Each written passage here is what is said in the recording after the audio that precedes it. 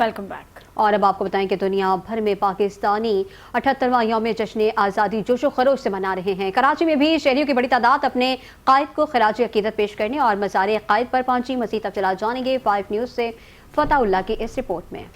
کراچی میں صبح سویرے سے ہی مزار قائد پر شہریوں کا تانتا بندہ رہا۔ ہاتھوں میں قومی پرچم، گالوں پر سفید رنگ اور سبز ناری پرچم والے ملبوسات زیب تن کیے عوام اپنے قائد محمد علی جناح کو خراج تحسین پیش کرنے آئے۔ مزار کے احاطے میں بچے اور خواتین بزرگ سبھی جذبہ حب الوطنی سے سرشار نظر آئے۔ دن بھر مزار قائد پر سول، فوجی، عدلیہ اور مختلف شعبۂ زندگی سے تعلق رکھنے والی قیادت نے حاضری دی۔ پھول چڑھائے فاتح خانے کی۔ اس موقع پر سخت سیکورٹی انتظامات بھی کیے گئے تھے۔